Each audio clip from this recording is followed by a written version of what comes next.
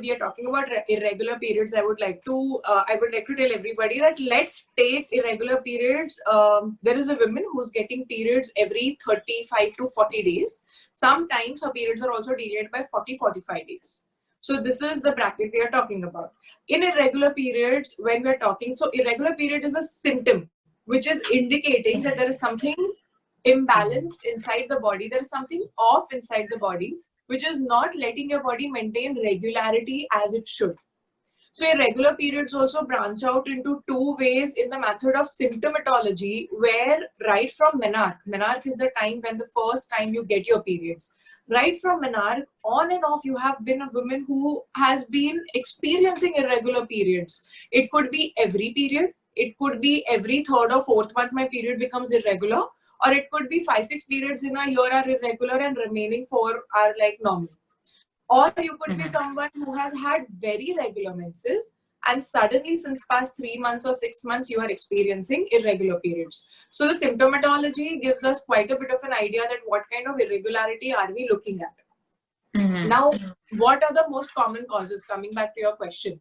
So like I said, delayed periods by 40-45 days. And let's assume women did not have any history of irregular periods before. She was having regular periods and it's been since 5-6 months that she started experiencing this irregularity. Whenever we are dealing with this kind of classic symptomatology where there is history of regular menses and suddenly in a short period of time there is irregularity, we are mostly thinking of causes that could be generated in the body or problems that have been generated in the body in the recent past. Yes. So these most important causes, the first and the most common cause of irregular periods in every menstruating woman is pregnancy. If you have missed your period that you have not missed before, and if you are sexually active, you have to check for pregnancy. It doesn't matter whether you are taking a good whether you're practicing a good active contraception. There is no absolute contraception. There are always some percentages that a contraception could have failed. So the first common cause is pregnancy. The second most common cause in young population is thyroid abnormalities or thyroid hormone disorders. So thyroid is a gland which we all know is a butterfly-shaped gland in the neck, and it controls a lot of things in the body, mainly metabolism, our hot and cold temperature perception of our body, and also our menstrual cycles. The most common cause is hypothyroidism. The another most common cause is a cyst. Cyst is a water-filled balloon. So our ovaries are like two buckets. Our ovaries are like two big balloons in which there are small balloons. So ovaries have small follicles which contains the egg. This egg ruptures every 14th day of your period.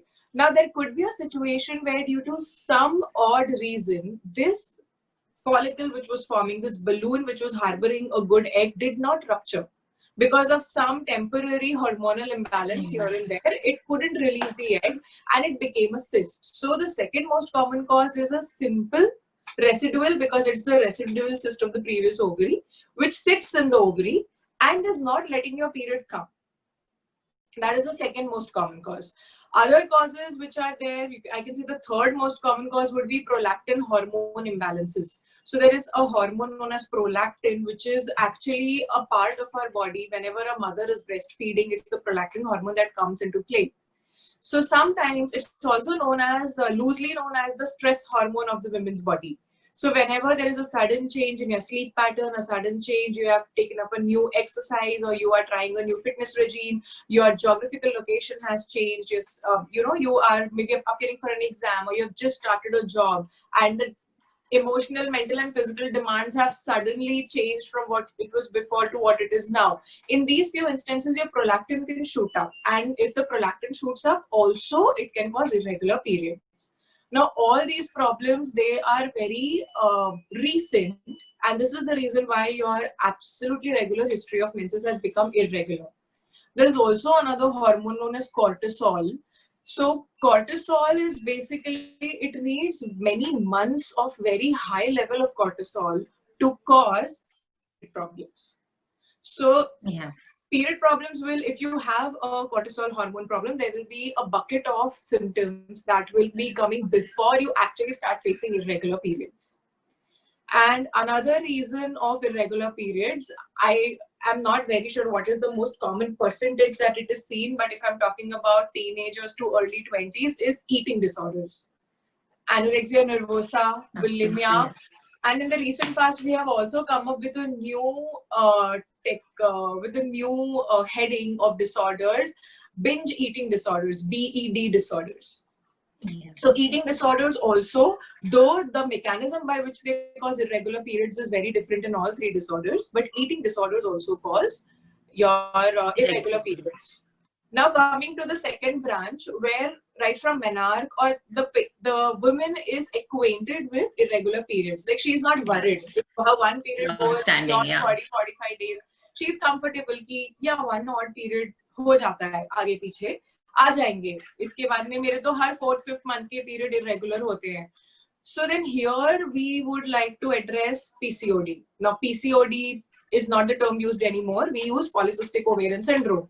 So PCOS, it's another very broad discussion about PCOS that calls for another meeting some other time.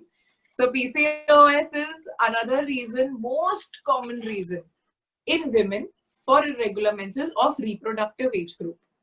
Now, what I'm talking right now, Dr. Renu, is about the period irregularities which are happening due to causes which are not setting right with your body.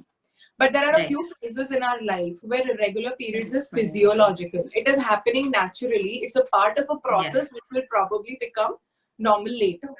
So one of the most, if we starting from in a chronological order, the first is during your menarche, when you have just started getting your periods, your body needs at least 6 to 8 months to 1 year. So 6 to 8 months to 12 months to regularize your periods. That's when you might have irregular periods. So if you have just started getting your periods and your periods are still coming in 35-40 days, give it time. Wait for a year and see if they regularize on its own. Another common time is during breastfeeding. Whenever you are breastfeeding or you are a lactating mother, I was talking about prolactin a while back. So prolactin hormone is high in your body to make you, lactate. So because of that hormone, when you are breastfeeding, that is the time when your periods will be irregular. And the last is, in the last segment, is perimenopausal women, where their periods, they start to space out, and then from 30 days to 45 days to 2 months, and that's how then the period just stops coming altogether. So in these 3 phases of life, you need to wait for 6 months to 1 year to observe if your periods will get regular or not. Because these 3 phases of life is when you have physiological irregular menses. It's a normal part of the process. We need to give it time and observe if it becomes regular or the future menopause में जैसे period बंद हो गया, teenage girls में period regular हो गया, or once you start lactating, that's when your period regularity resumes. So we need to wait and watch at that point in time.